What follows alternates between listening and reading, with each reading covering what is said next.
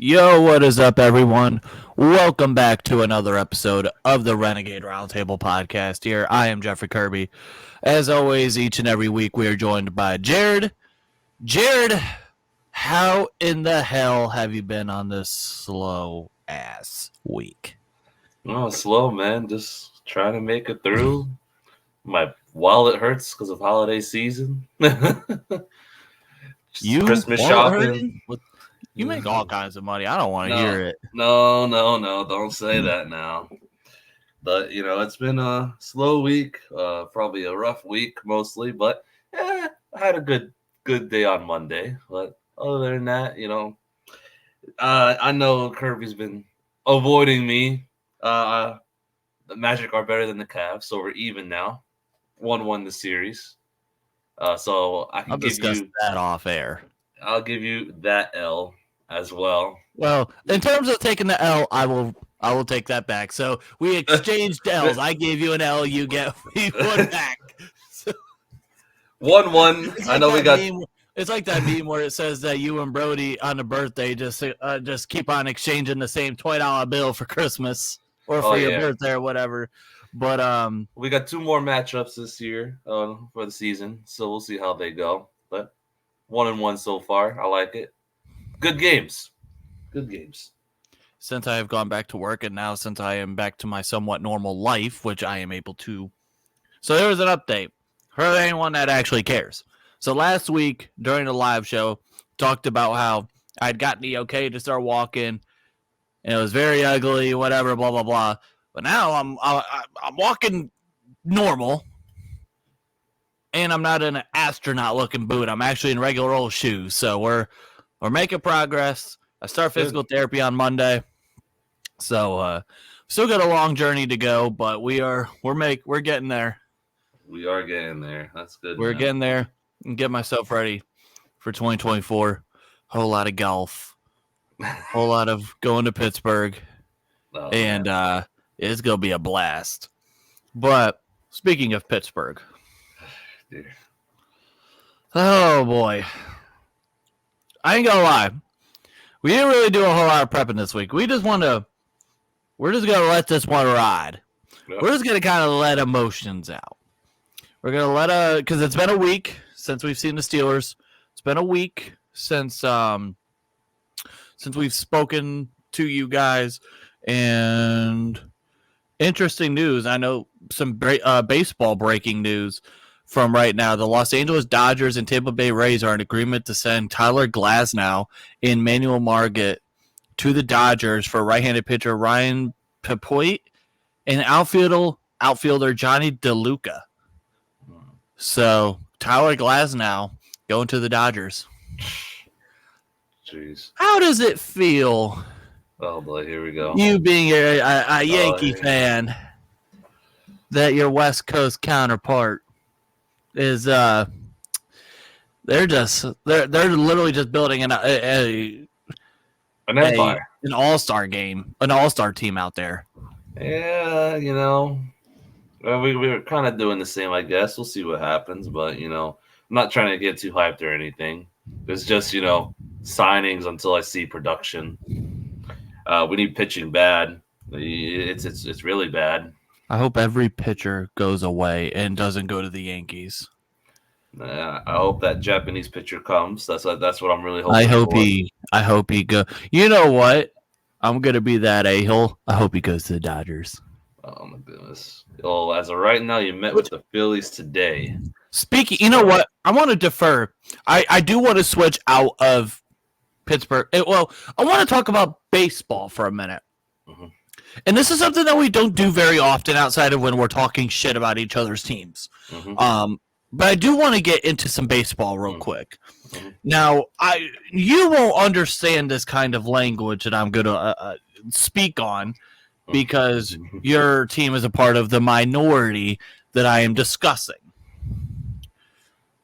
Shohei Ohtani, over the last week or so, signed a 10-year, $700 million deal, which it turns out to be like a 20-year, $700 million deal for those that don't know, he is only going to make $2 million per year during the 10 years that he's playing, and then after he has deferred the money till the next 10 years, getting $68 million a year.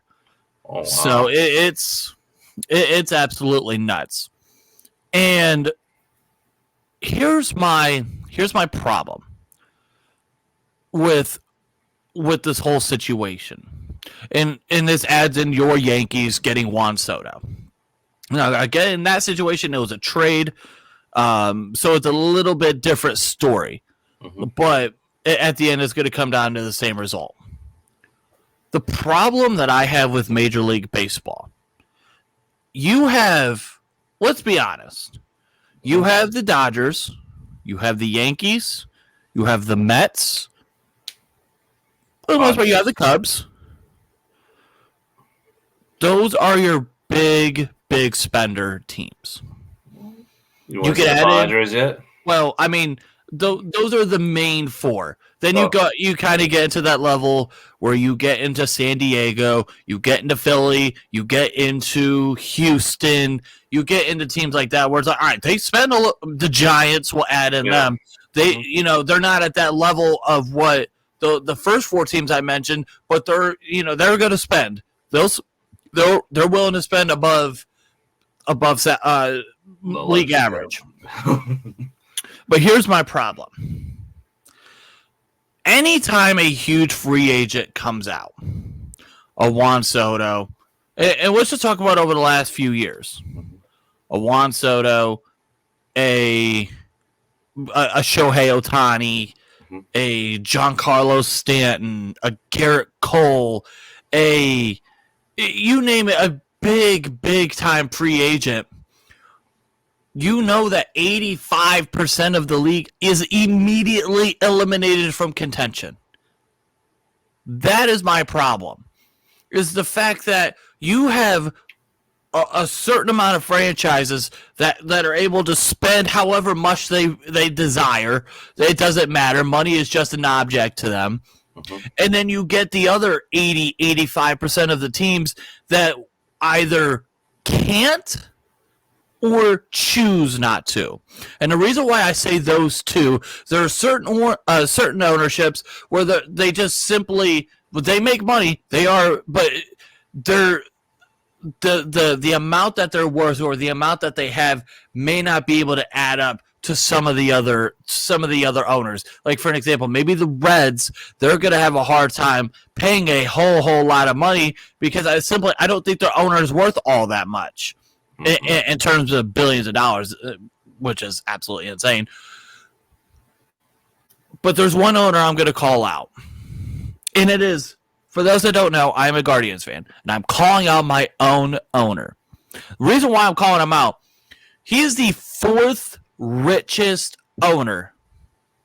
Out of the 30 owners in baseball, he's the fourth richest of those. And he's consistently mid to lower 20s in terms of payroll.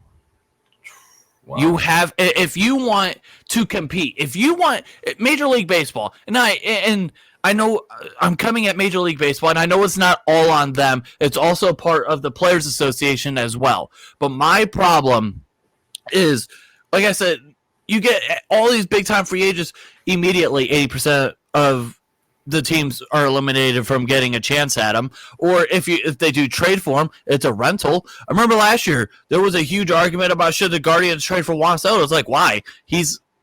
He'll be gone because we're not going to be able to pay, or we're not going to be able to pay him. Let me quote that. Mm-hmm. It's because they don't want to. Now, I get in certain situations, if you're rebuilding, maybe I understand it a little bit. If you need to retool for a year or two, I get it. But look at teams like the Oakland Athletics, soon to be Las Vegas Athletics. They're a team that they're consistently maybe dead last in payroll. How in the hell do you expect teams like, let's say, Pittsburgh, teams like the Guardians, teams like Kansas City, teams like, now maybe this is a bad example, it's a good and bad example, the Tampa Bay Rays, those kind of teams. Now Tampa, they've been able to compete because their farm system and the way that they've been trading has been absolutely phenomenal over the last few years. That's why they've been able to compete. But I just named off a few teams. How in the hell are those teams going to be able to compete with a Yankees, a Dodgers, any team like that? Because it doesn't matter. They're just able to go out and spend however much they please. And here's the problem. You know why the NFL is so great? Mm-hmm. The NFL is so great because, and people don't understand it. They actually don't realize this, that there is actually a salary floor.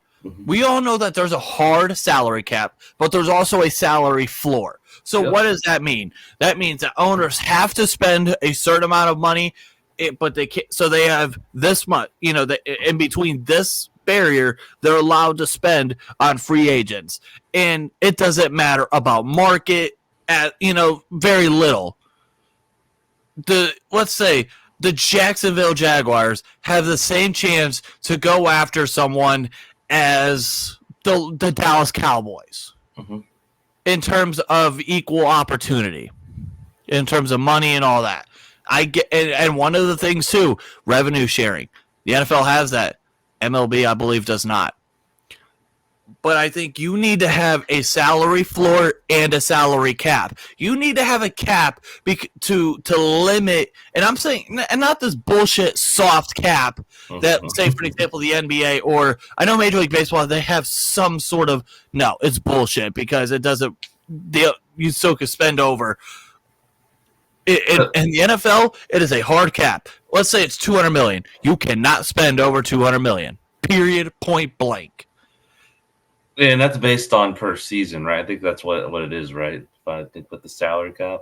Yeah, so it's based off of, I forget exactly how it goes, but typically it goes up a little bit every year. Yeah, it goes up every year. And I understand, for those that are going to be screaming it out, I understand. You cannot, or the Players Association will never agree to this, because you can't. It limits their chance of making money. Which, at the end of the day, these players don't give a damn about championships. There's a very, very, very select few people who care about winning championships. And don't get me wrong, I can't blame a player for caring about their money. I can't blame them, because at the end of the day, you're going to try to make as much money as you can for you, your family, and your kids. I get it. I understand. But if we're talking about why is baseball so messed up, why do people not care about baseball? That is part of the issue. That's part of the issue. If you gave, say, for an example, the Kansas City Royals the same opportunity to go and get a Shohei Ohtani as a Los Angeles Dodgers, a New York Yankees, then I think that would be so much better. And let's talk about the NBA for a minute. Now, the NBA, when we talk about market, market's a little bit bigger when compared to football. Like, people care about the LA market. They care about the New York market. They care about that. Chicago. Yeah. But it's, again, not as prevalent as to what it seems to be in baseball. It's... They made a step in the right direction. Coming out of me. This is frustration coming out of a fan of a small market organization. I'm getting pissed off. The fact that you can have the Los Angeles Dodgers, they could go out and spend however much money on Mookie Betts, on Freddie Freeman. They still have Clayton Kershaw. Now you got Shohei Ohtani. I know I'm probably missing a name or two. And they're able to go and spend more. It's pissing me off as a small market franchise fan for baseball. I agree that I can't. I'm a Yankees fan. I can't really see your side, but I can understand where you're coming from.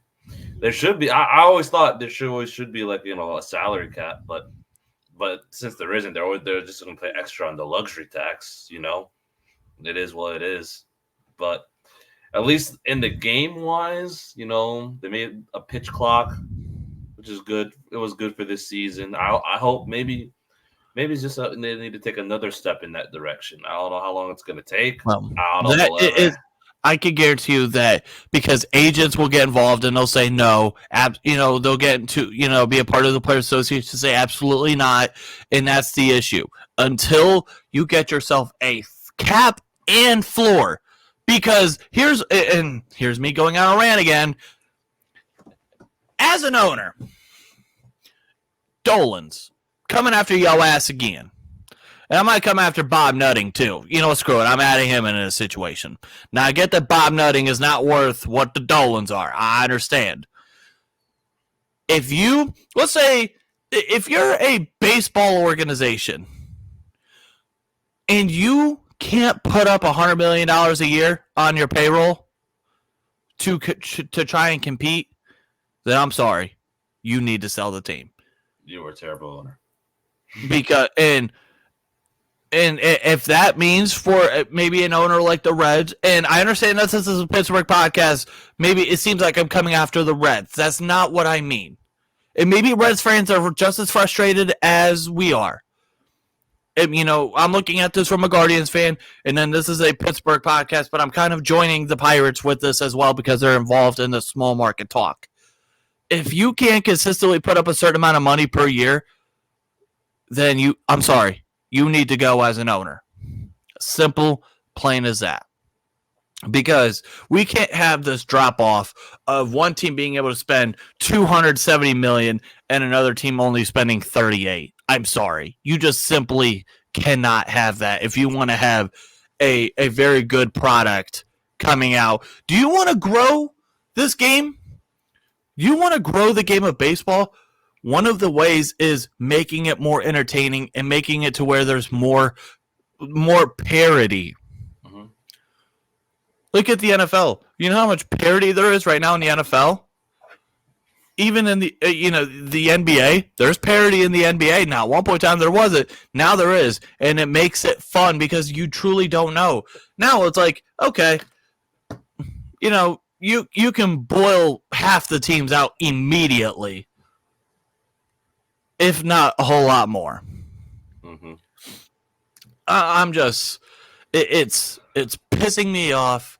It's annoying. It sucks because why should I, as a fan, spend and invest my hard-earned money into a team who's not going to reinvent or to put it back into the actual product on the field? Understandable. Totally agree where you're coming from. Did not realize I was going to go on a 10, 12, 15-minute rant on that, but here we are. Maybe I should explain what kind of week it's been in terms of sports. Yeah. Shall we talk about the Steelers now? Oh, boy. Talk about the game.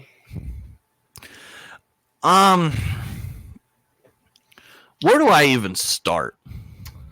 That performance was probably the most frustrating game I've ever seen in a long time.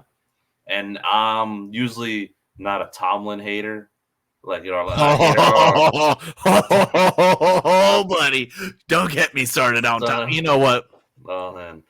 Yeah, I calmed down after that game, of course, saying, I want Tomlin gone or out. But his seat should be warm to almost catching on fire, in my opinion. After that performance against another loss to a 2-10 team, and you gave up what was it, 31 points or 21 points? 21-18. 21.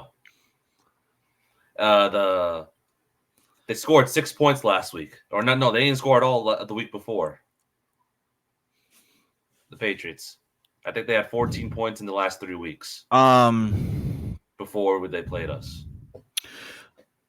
I'm trying to. So the Patriots, The Patriots, before that game where they put up 21, they scored 0 points against the Chargers, 7 against New England, or against the Giants, 6 points against the Colts. So 13 points. 13 points in 3 weeks. And at one point in time, they had like 21 points in the span of, a half? Mm-hmm. Maybe? So, and they scored 21 on a short week Thursday night against us, and we score 18. And the Steelers. And I know Kenny wasn't there, but you play who you have. It is what it is. Mitch Trubisky, he sucks. We know he's a drop off. I think we realize how, even though it's not much of a drop off, I think the drop off just got much more personally, in my opinion. Here's the problem. If Kenny played that game, I think we win that game, personally. You sure about that? I would be more confident with Kenny. Of course, you would be too, but I know you say that the play calling and we can go on a long rant about it, but I'm not. I get people want to be out. I don't want to say out on Kenny, on Kenny Pickett, but I can see concern. It's a mixture of both, in my opinion.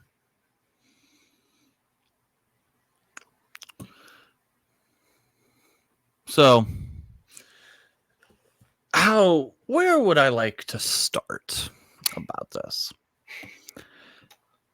First and foremost, what you mentioned about Tomlin. It's ironic that we talked about it last week. I put out there on Twitter, on X, whatever the fuck you want to call it. I put out there that a little bit right after that game, I said that I was officially out on Mike Tomlin. Never thought I'd get to that level. And I thought to myself, maybe I'm just being emotional because we lost to two 2-10 football teams in the span of 4 days. It's Thursday, December 14th. So it's been a week. I still feel the same way. And the arguments that you get from Tomlin supporters, Tomlin backers, it's stupid. And if you are watching this and you are a Tomlin backer, I'd like to hear why.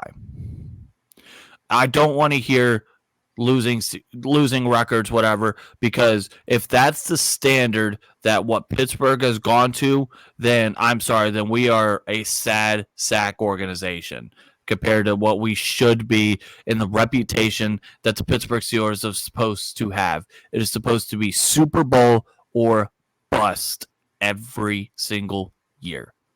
And it's prevalent to select few organizations, and this is one of them. And Mike Tomlin, let's talk about Mike Tomlin and how fucking shitty the last few years have been. I need to go back to my tweets from then because I went on an absolute. If you guys should follow me on Twitter. I was just I've been going nuts lately about. Okay, here we go.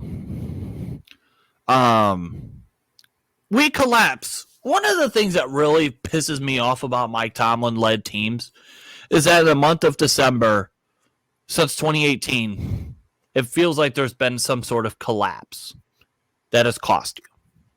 2018. Remember, we were on a 5-6 game winning streak, and we were looking like we started out, we kind of struggled at one point in time at the very beginning part of the season. Started out with a tie against the Browns, and then lost to the MVP Chiefs, and then I want to say we started out 1-2-1 if I'm not mistaken that year. Then you go on a long win streak, and then you go 2-3 in December and miss the playoffs. And yes, I'm calling that a collapse because there were certain teams that you should have beaten, and you simply did not. The game that pisses me off the most was that Raiders game. 2019, Now, 2019, if you want to make some sort of argument saying that was one of Mike Tomlin's best coaching things, okay, I could give you that. You still go 2-3. You were 5-3 at one point of time, and you end up losing. I want to say 3 straight and you don't make the playoffs. 2020, you start out 11-0. 11-0. You end up losing. You end up going 1-4, and then getting obliterated by a Browns team that didn't even have their head coach. Their head coach was sitting in a basement quarantining with COVID, and you get obliterated by them. 2021, you go 2-2. You get lucky. You make the playoffs. You get absolutely dumb smacked by Kansas City in the wild card game. Last year, I will give you. Last year down the stretch, 7-2 down the stretch. I will give you that. We have not won a playoff game since 2016. But being 9-8, and this is also a clap at ownership. Being not just going and being over 500 and getting absolutely smacked in the wild card game by whoever is simply not good enough. This has just been sad, man. It's like a wash, rinse, repeat. Yeah, rinse, wash, repeat. I'm just. You hear what players talk about, saying that we took teams lightly, this, that, and the third, blah, blah, blah. Mike Tomlin says no. Players say yes. Mm-hmm. There's some sort of disconnect. And I'm sorry. That falls back on Mike Tomlin. I think part of the problem with Mike Tomlin, now players will say one thing, and I think that on the outside will say another. Yep. Mike Tomlin is too much of we hear quote unquote players coaches. Yeah. There's nothing wrong with being a player's coach, but understanding that you are still the coach and you need to be a leader. That there are levels. Right now, it feels like that he's too buddy with some of the guys. Yeah. And I think it's a lack of wanting to truly call out players, truly calling out groups. You know why? You know what is one thing, though, that, and I say that, and I'm going to kind of be hypothetical or hypocritical for half a sec. You know what is funny is you always notice that he'll call out the defense. He doesn't call out. It seems like that he doesn't like calling out the offense too much. He'll call out the defense. But you know why I think that is? Because a couple players, TJ, Minka, Cam, they take that to heart. They could take it. And they want it. If they're playing like shit, they want to be told, hey, this group is playing like absolute dog shit. Figure it out. They can handle it. Yeah. Minka making a comment. And I am so happy that he made this comment about how, and this was after that Thursday night game, saying, what was it? It was, people want everything to be given to them. You're given nothing. You earn everything in this league. And that comes, to me, that falls right back on one George Pickens. And I get that apparently if you like to shit on a wide receiver in this town, you're just an absolute hater, this, that, and the third, blah, blah, blah, because we all know that there are huge Deontay Johnson followers or lovers who you if you say something bad about them, then you hate this team, this, that, and the third, blah, blah, blah, they could do no wrong. Mm-hmm. And I get being a fan of a player. We can criticize them. But yes, it is okay. It is okay to criticize when necessary. Yeah. We all loves Ben. We all loved Ben. Oh, we criticized But Ben it was too. okay to criticize him when it needed to happen. When he throws 5 picks in a game, it's okay to criticize. It's okay. But, and speaking of George Pickens, I want to pull this quote up real quick. Oh, boy. Is this what's So said on George Twitter Pickens today? didn't hold back, and this was from 93.7 The Fan in Pittsburgh. George Pickens didn't hold back today on the way he's used in the Steelers' offense. I can't really produce when you are running 5-yard routes, 3-yard routes. Well, He's right. oh, In this situation, he is. Oh, I'm glad he said something. I'm glad I'm not the only one noticing. I'm sure everyone notices. He's not a guy that can turn. He's not a speedster. He's not someone that he's not a Dante Hall. He's not one of those guys that you give him any bit of space and he could just go. No, he's not that guy. He's in stride. He's a guy that you need to let him work the middle of the field. You need to let him work in the intermediate to deep routes. You need to let him work in those territories. But instead, they just love going to the boundary. They love just letting him go deep, or if not, just runs a bullshit ass, which, here, I'm going to pull this back. Slant. And we're going to pull up here because I know I posted this on X on Sunday, or whatever. Here we go. This was George Pickens' route tree for that game.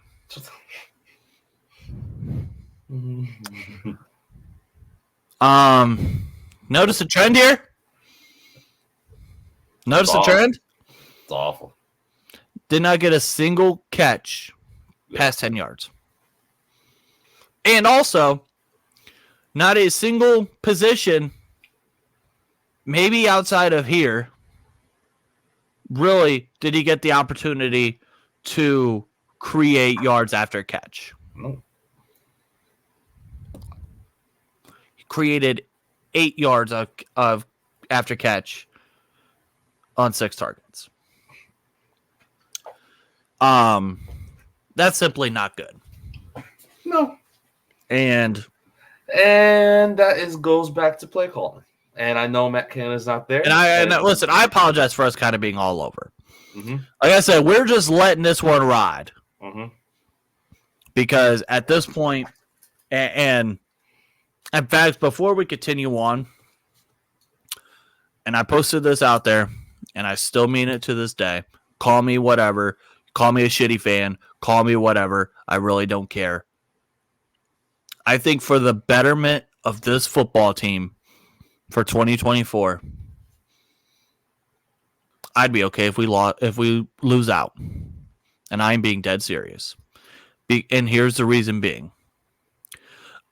First and foremost, I understand that will never happen in Pittsburgh. They will never think like that. Let me clarify. They will never think like that. Mm-hmm. But what is the point? At this point, you are 7-6. You are the 6th seed.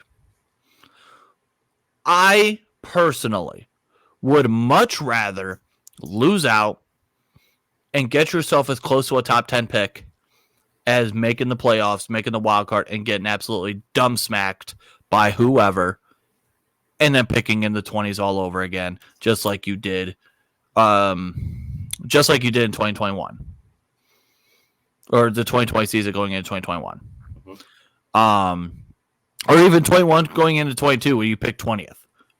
I would personally much rather, with the way that with Omar Khan so far in his short track record of what we've seen from his draft class, I would like for him to get as close up to the top 10 as possible. Let him go after someone, and speaking of draft, which I've already started my prep for, something that absolutely 1,000,000% needs to be on the table is a quarterback. And I understand that Kenny Pickett defenders will not like that. And there are some, and they will defend that man through and through. If you were Omar Khan, if you were Art Rooney, if you're Mike Tomlin, because here's what I think is going to happen. Mike Tomlin there's this whole nonsense talk about him getting traded to Washington, whatever, which, by the way, if that does happen, which I don't think is going to happen at all, but if it were to happen, you're probably going to get a high pick out of it. Because Mike Tomlin is a very respectable coach around. Mm-hmm. He's a very respectable coach. And I think for Washington, that would be a great situation. But I don't think that's going to happen. What I think ends up happening is Mike Tomlin will come back for 2024, and then if things don't turn out amazing, they don't renew his contract. In 2025, we get a new head coach. We get like our fourth one in like a billion years. But back to the quarterback. And this goes to what I just said about Mike Tomlin. Quarterback 100% needs to be on the table. And that's part of the reason why I kind of would like for them to lose out or get as close to the top 10 as you can. Because quarterback 1,000,000% needs to be on the table. You have 3 or 4 quarterbacks that are absolutely guaranteed going in round 1,000,000% guaranteed, with one I'm not confident at all, and then one I could see maybe sneaking into the back end, but I'm not. I think there's a drop off there. My pipe dream, here we go, would be for the Steelers. There's no way it's happening. I understand. There's no way. But my pipe dream would be for the Steelers to go and get Jane Daniels. There's no way in hell. I'd be okay. Even though this dude would go even higher, I like Drake May a lot. I know there's but no Jane way Daniels. No way in hell. Jane Daniels runs like he runs like Lamar. And I think he has a chance, and I think he has a good chance to being 2020. And I'm specifically saying, let's say 2018 to 2020 Deshaun Watson. I think he has the chance to be that. And you get him with an offensive mind coach. Oh, brother. How many quarterback needy teams are there?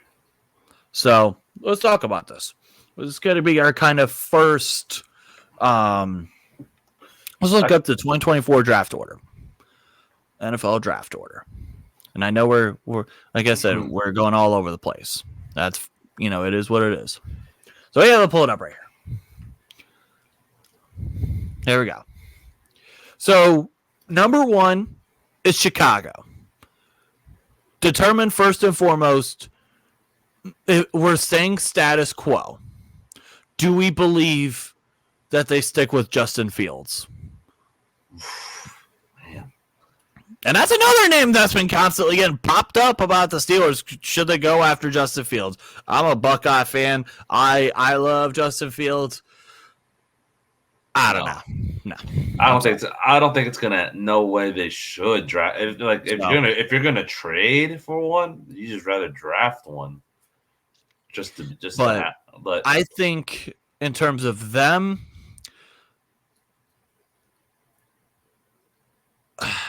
they're a maybe.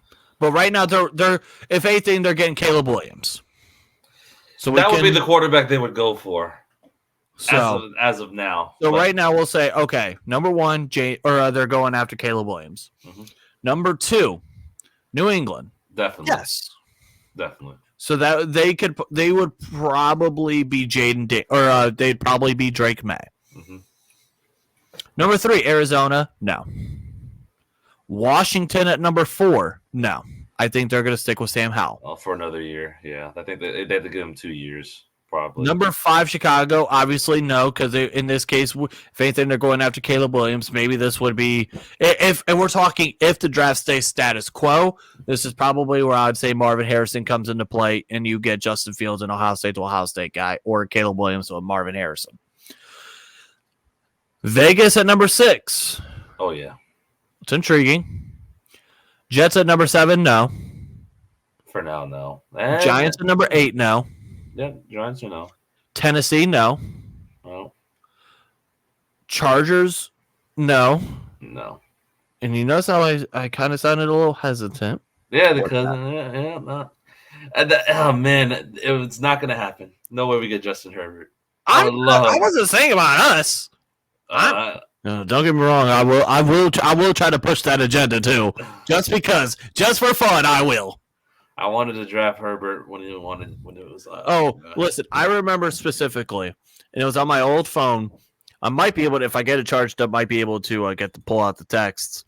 I remember in 2019, the moment we found out that Ben was done for the year, first thing I said was tank for Justin Herbert. I wanted Herbert so bad in 2019. Atlanta at 11. No, I think they'll maybe stick with Ritter. Really? I have a feeling that they would stick with Ritter for one more year. That's New Orleans at 12. I don't remember what their contract is, but I think whatever it is, they should try to get the fuck out of it with Derek Carr. Mm-hmm. Seattle at 13. No. Rams. No. Ooh. Oh, you don't think Matt Stafford? Huh? You don't think Stafford? Yeah, I think maybe in a year or two. Okay. Denver at 15? No. No, Denver, no. And now we're obviously getting into the middle parts, and then that's where. So right now you're projected to be 23rd at 7-6. If you were to lose out, let's see here. Let's see. Can I pull up? Okay.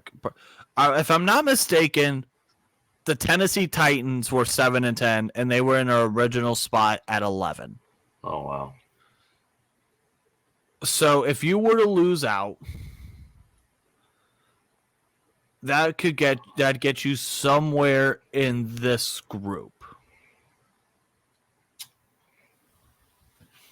And I want to be as close to this group for the betterment of this team. Yeah, for 2024. And that's what you want, but the script is already written. You already know what's going to happen. The script is already written. Come on. You know what's going to happen. We're going to finish with a winning record, somehow make the playoffs, and we're going to lose again in the wild card. That's just how it's going to happen. It's already written. It's already written. How much that pisses me off, man. Even though Kenny's gone, watch Mitch. Mitch said they have a week to prepare, get ready to play against the Colts. No Jonathan Taylor, Mitch Trubisky, and Mitch. That fourth and second. I know we're going all over the place. A deep bomb to Deontay Johnson. What were you thinking? And on 3rd and 2, you could have ran the ball. I just want to know what he was thinking. I think we had time left on the clock, dude. It was like over a minute and a half. 2 minutes. And then going back to your quarterback, absolutely needed. I agree. I totally agree. Now, as needy as you think, I don't know if they're going to do it like, round 1, round 2, maybe round 2 or 3. I think they go get a quarterback. I don't think they go top. Here, if you told me that the scenario that I'm about to give you would be a guarantee, then I'd be okay to live with it. Now, I don't know off the top of my head what the 2025 quarterback class is going to be like. I don't know if it's going to be good or if it's going to be like 2022 all over again. Mm-hmm. If you told me that you would guarantee Mike Tomlin is gone, so you get a young offensive minded head coach and a quarterback, a legit quarterback in 2025, I would live with that. But and we can use the precedent of they've hired a young coach before, and Mike Tomlin. Mike Tomlin was a very young coach, very young. Yep. Defensive mind though. Yep. This team, this franchise They bleed defense. Yep. And I think in today's NFL, in 2023 NFL, if you're a defensive-minded coach, you're already a step behind. Yep. Look at a lot of the great coaches in the NFL. Andy Reid, Mike McDaniel, Kyle Shanahan. Those are three right there. Offensive minds. Even Andy Reid needed a new direction. Here. Yeah. I hate to do this, but I'm gonna have to do it. Look at what Kevin Stefanski's doing in Cleveland. They have literally, you can build an entire starting lineup full of people who are out for the year for them, and there are 3 games over 500, 8-5. Yeah. You're not wrong. You're not wrong. And, this is why I hammered on the table before the season started that we needed a new offensive coordinator. But, of course, they're not going to listen to the fans because we don't know nothing. We don't know anything. We're just fans. But this is how I feel as of what's going to happen. Depending on how we do this season, it's going to be game by game. If Kenny comes back even at all this season, which depends. I think, Kenny's going to be the starter for next year. I think they give him another shot no matter what happens, personally. They hopefully get someone outside of the organization for an offensive coordinator position. Instead of promoting someone, and I swear to God, if we promote Mike Sullivan or Eddie Faulkner as the offensive coordinator, I am going to go crazy. Because they do not look for outside of the organization. And you know it too. They do not. I think there just needs to be a lot of clean house, personally, with the staff. Personally, it's just frustration. You can sense the frustration in our voices. I'm just going all over the place. It's just frustration. I'm tired of seeing the same results. As everyone's tired of seeing the same results every year. We've turned into a laughingstock. Because I can't watch the offense. When you have a 38-year-old Joe Flacco in 2 games throw as many touchdowns as your quarterback has done this year in like 13 games, sad. And people thinking when Tommy DeVito is out playing your starting quarterback. Ooh, buddy. Tommy DeVito. Buddy. But, it's frustration. We'll see. I just know this team's not, you know how it is. The team's going to be competitive every week till the end, no matter what.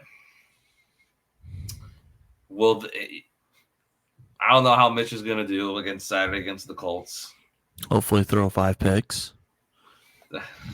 So we could see Mason Rudolph on the field. So he could throw 3 picks.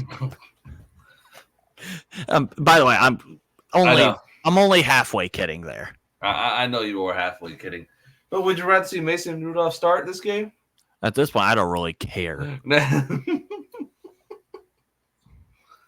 At this point, put in Trace McSorley. At this point, I don't care. I'm pretty sure I could play better quarterback than Mitch Trubisky, and I'm on one bum foot. Yeah, that I won't get over that 4th and 2 call. I really, really won't get over that call. Oh, by the way, one thing that I saw this week, and this is kind of a draft topic that I saw. There's 2 things actually, but it involves the same position. So number 1, I've seen people on the timeline on Twitter saying that the Steelers still should have gotten Jordan Addison in the draft. Number 2, I saw Matt Miller put out a mock draft, and they had the Steelers take a Roma Dunze, a wide receiver from Washington. I like Rome. I watched film on him earlier this week. I like him. He's a big-time guy. He's 6'3", Doesn't get a whole lot of separation, but he is someone that's going.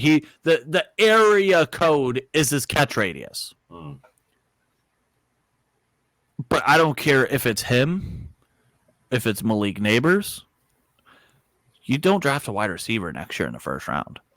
Oh, I don't care if quarterbacks completely eliminated. You do not go after a wide receiver in the first round. I said that about Jordan Addison then. You know this. That whole entire process. I said you do not draft Jordan Addison or any wide receiver in the first round. And I still stick by that to this day. I'm glad that we actually got a tackle. No, it's not a sexy pick. I know it's not a sexy pick. But it was a pick that was needed. He's good. And I am about this year. No. Do not get a wide receiver in round one. I want somewhere on the offensive line, and I say somewhere on the offensive line, I would prefer a center, but I'm not sure that as of right now there is a center that is first round grade worthy. Yeah, I don't think there is right now. I was going to ask you, have you seen any grade 1 centers? Everyone keeps talking about Cedric Van Pran or whatever, the guy from Georgia. As of now, I don't think he's a guy that's a first round guy. And then there's another, I want to say his name is Todd Frazier or something Frazier from West Virginia. He's a name that keeps on getting brought up. But again, as of right now, I don't think he's a first round guy. Mm-hmm. If you want to say, okay, maybe get a guard and put James Daniels at center, if you want to do that, because remember, coming into when he came into Pittsburgh, guys from Chicago were saying, hey, he might be a better center than anything. Mm. So if you wanted to go that route and you wanted to go guard, I'm not sure that there's maybe one guy that's a guard that's worth a first-round pick. If you wanted to go tackle, there's an abundance of.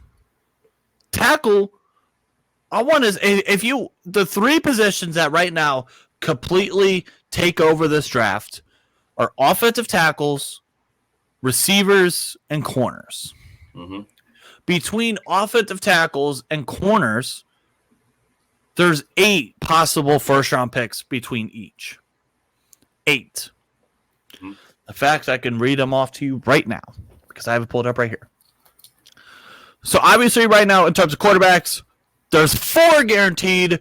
One that I wouldn't be surprised if he went back half of the first round, and that's J.J. McCarthy. And then Bo Nix, I don't see him going in the first round right now. I just don't see it. Running backs, there's none. Wide receivers, there are Marvin Harrison Jr., obviously from Ohio State, Malik Neighbors from LSU, Keon Coleman from Florida State, Roma Dunze from Washington, Brian Thomas from LSU, Emeka Egbuka from Ohio State, Adonai Mitchell from Texas, and Xavier Legette from South Carolina. Tight end, there's only one, Brock Bowers. Yep. Offensive tackle, you got Olu Fashanu from Penn State, who could have been offensive tackle 1 last year, but stayed at Penn State. He's going to be offensive tackle 1 this year. J.C. Latham from Alabama. Joe Alt, who just recently declared from Notre Dame. Amarius Mims from Georgia. Tyler Guyton from Oklahoma. Troy Fatanu from Washington. Patrick Paul from Houston. Taylis Fuaga from Oregon State, and Kingsley Sumiawatia, whatever, I can't pronounce his last name, from BYU. Guard, there's only one, Graham Barton from Duke. Center right now, I don't see any. Edge is another team that you can see maybe a little bit of an edge. Dallas Turner from Alabama, Leotu Latu from UCLA, Jared Verse from Florida State, Job Robinson, Penn State, JT Tuimoloau from Ohio State, Adisa Isaac from Penn State, Braylon Trice from Washington, and Landon Jackson from Arkansas. Defensive tackle, there's 2, Jerzon Newton from Illinois, and then Leonard Taylor from the U. Linebackers, as of now, I don't see any off-ball linebackers worthy. Corners is where things get interesting. Nate Wiggins from Clemson, Terrion Arnold from Alabama, Kool-Aid McKinstry from Alabama, Cooper DeWan from Iowa, Quinion Mitchell from Toledo, which is about hour and a half from my house. Mm-hmm. TJ Tampa from Iowa State.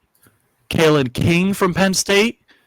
And Josh Newton from TCU. And then safety right now, there's only one, Tyler Dubin from Minnesota. And that's as of right now. That is 4.5 months out from the draft. Kool-Aid McKinstry is a cool name. But right now, that those are, as of this moment, guys that I could see going in the first round. Like I said, 9 offensive tackles, 8 corners, 8 edge guys. Oh, wow. I would love out of them to go somewhere on the offensive line. If you wanted to go and get one of those offensive tackles, left or right, this is a year where I'm okay going left or right.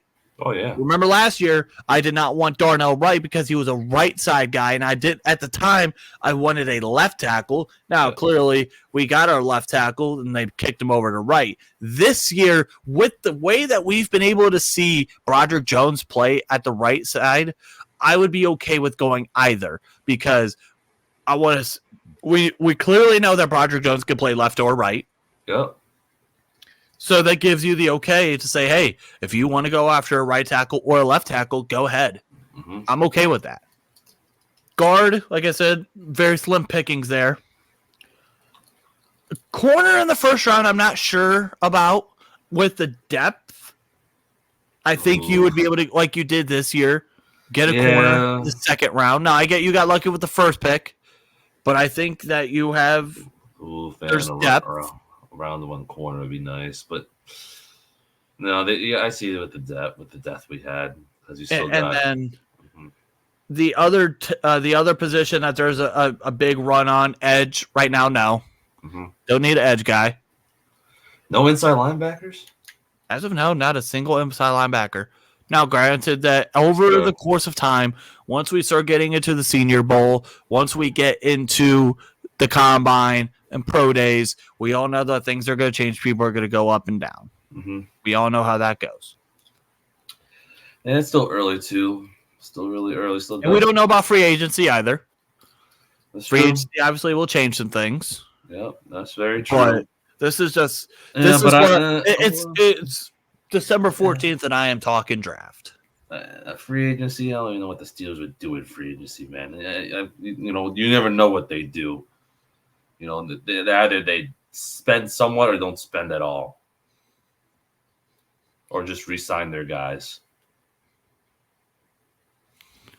I want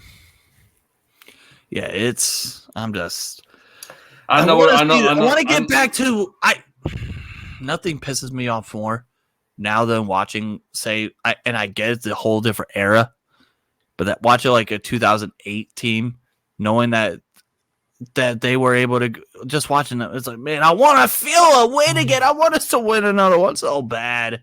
I want to experience that again as an adult where we win a Super Bowl and I could drive my ass 2.5 hours to the city of Pittsburgh and be a part of that parade in February. I want it so bad, man. Well, and right now, the way that the trending of this team is, we are in what I call purgatory. You're smack dab in the middle. You're not great, but you're not awful. And I think purgatory is the worst place to be in the NFL. We'll see what happens. I don't know, man. It's just I think bad play from Kenny, bad play calling, bad OC, bad playbook in general. Just, we all got teased in the preseason, bamboozled, whatever the hell you want to say. We got it all. Because they had great one drives down the field and they scored every touchdown in preseason, and then you get the regular season, nothing happens. Yeah, but there was no bigger disappointment than having all that hype and then us being a part of home opener week 1, first time in 10 years, and to watch that. Yep. It was demoralizing. Lost a lot of money. I can't say I lost a lot of. I can't say that. That was probably one of the best weekends of my life, personally. Oh yeah, it was a good weekend. Of course, the time there was great, always. But other than that, we're just we're going with the flow for the rest of the season. Big game Saturday, 4:30. Even talk about the game. That's how we're all over the place. Don't even. But let me ask you. I never asked you this. Where is your mindset at? Like, where are your mindset at for the last couple games of the year? Like, do you want to see them still try to win out, or do you? With the way I am, I'm competitive. I like being competitive. Personally, I still want them to be competitive. If they lose, it is what it is. But if they lose. But lose competitively. You get what I'm saying? Not lose, in a bad way, like giving up type of deal, or just, they don't care. I don't know. It's just I'm always a competitive person. I like to win, personally. I'm but I'm not mad either way, personally, because I'm not expecting much, even if they make the playoffs. See, I'm thinking like a general manager when I say for the betterment of. Like, in a way that you're kind of, like, when you say you're competitive, you still want to win. That's thinking like a head coach. I'm personally, I got the GM mind where it's like, hey, listen, if we just somehow get a top, whatever pick here, get ourselves a whole lot closer to one of them tackles, whatever, hey, I'd be. But we shall see. We shall see. It is what it is. Like I said, I'm just going with the flow and in the ride, Big game Saturday. Play against the Colts. The Colts are, I think, the 7th seed as of right now. It's a big game. Big game. Winner stays in the playoffs. I think the loser probably drops out. You think for sure. And you know what's that's the crazy thing. The Steelers lose back-to-back weeks. Still still in the playoffs. Well, at one point in time they gained. Oh, they did. At one point in time, we were 8th, and then we moved up to 6th. Which is insane. It's insane, but I gotta shout out my dad. He told me, he's like, it's an embarrassment. He's like, I don't want to keep seeing this team play like this. If just lose out. He's the same mindset you have, basically. He's on the same mindset you have. I told him, I'm a competitive guy. I want to, I like watching my team succeed, but the expectation. And the only reason why I say the way that I am is because you have zero chance of, let's be honest. I know people love to say, oh, anything could happen in the playoffs. We all know how this goes. You're going to get obliterated in the playoffs, and it's going to be a huge embarrassment. And then it hurts your draft stock. Yep. So if I'm going to have to sit there and just watch my team get absolutely mud stomped by someone in the playoffs, I'd much rather just not make the playoffs, get ready for the draft, get a better football player, and then get on with 2024. Because if the Steelers make the playoffs, you're going against most likely either the Chiefs. Right now, you would face Miami. No, you would face the Chiefs. The Chiefs. And listen, I get it. They lost. I can say a whole lot about that call, but I'm not going to. But could be the Chiefs, could be Dolphins, and it could be Jacksonville. Still could be the Ravens too. Could be anybody in those top 4 teams. Ironically, I'd feel the most comfortable playing the Ravens. Exactly. Actually, I want to say the Jags at Jacksonville. No, you're just saying that so your ass can go. That is 1,000,000% where you're going with that. Or Miami. I know where that answer's going. But every time the Steelers go to Jacksonville, we win. The last couple of years. What about 2007? Okay, we're talking about the recent times. We've been there in the regular season, not the playoffs. Well, let's be honest here. Okay, so 2018 they were ass. 2020 they were the worst ass. Still. And the one team that took us a final, literally like the second to final play to beat them. Well, I was there. It was awesome. Oh, man. I'm just competitive, man. if we make it, we're gonna get obliterated no matter what. I'm fine with making it or not making it. I'm just like I said, I'm just enjoying the ride. I'm gonna continue to do what I do. Gonna not gamble on them. They lost me. They were the one. I don't know why I bet on my. That's the number one rule, but I'm a homer. I bet on the Steelers money line past 2 weeks. Clearly, we've seen where that's gotten you, and it's gotten me no money. But I think that's about it for this episode. I do want to say thank you guys for tuning in. If you guys do, if you guys can, smash that like button, hit the subscribe button, drop a comment, follow both of us on Twitter or X, whatever the fuck you want to call it. Until then, hope you guys have a wonderful weekend. Stay safe. They are still the Steelers. I still love them. So go Steelers. Go Steelers. Fuck the Yankees. Go Steelers. Fuck the Magic. Go Magic. Fuck them. Go Magic. But till then, have a good weekend. Peace out. Goodbye.